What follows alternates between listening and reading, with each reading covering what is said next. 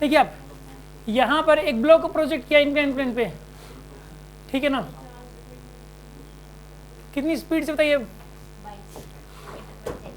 22 metre पर second की speed से। म्यू कितना है इसका बताइए?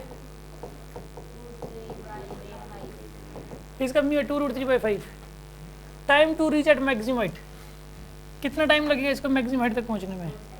एक काम करो, नीचे क्या लगेगा, एक तो mg sin theta normal reaction n, इधर क्या लगेगा mg cos theta. mg cos theta की वैल्यू कितनी आएगी बताइए? 50√3। तो नॉर्मल रिएक्शन कितना हो गया?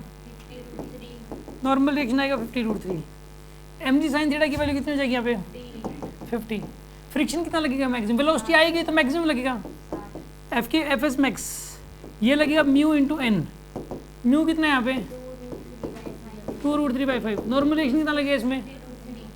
50√3, 60 न्यूटन लगेगा फ्रिक्शन।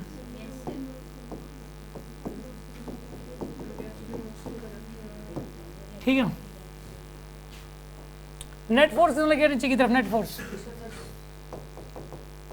फोर्स लगेगा 110।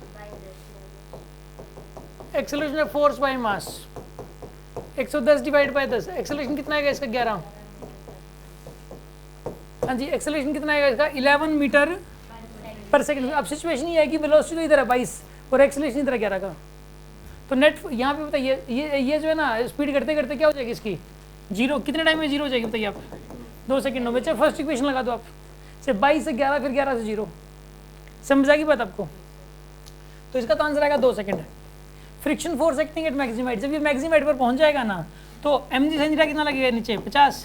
फ्रिक्शन अपनी डायरेक्शन बदल लेगा, 60 की जगह अपनी वैल्यू कितनी कर लेगा? 50, ताकि रेस्ट में रहे। एक बार रोक तो दिया इसको, अब वहीं पे रुका रहे, फ्रिक्शन नहीं जाएगा। पहले तो वेलोसिटी थी, वेलोसिटी से हम वो चाहता है कि पहले रुक जाइए और रुकने के बाद फिर परमानेंट रुका रहे, वही चाहता है।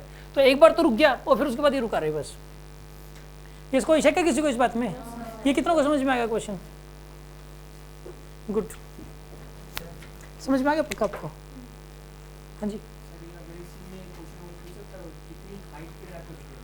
थर्ड इक्वेशन लगा दो यहाँ से यहाँ तक। हाइट पूछता तो यहाँ से लेके यहाँ तक थर्ड इक्वेशन लगा दो, बस लेंथ आ जाएगी आपके पास। ग्राउंड से अगर ये लेंथ आ गई, अब ये एंगल पता ही है, तो ये हाइट भी पता लग जाएगी। ठीक है, टेंजेंट थीटा किया, साइन थीटा कर दो, परपेंडिकुलर कोण में हाइपोटेन्यूज। ठीक है।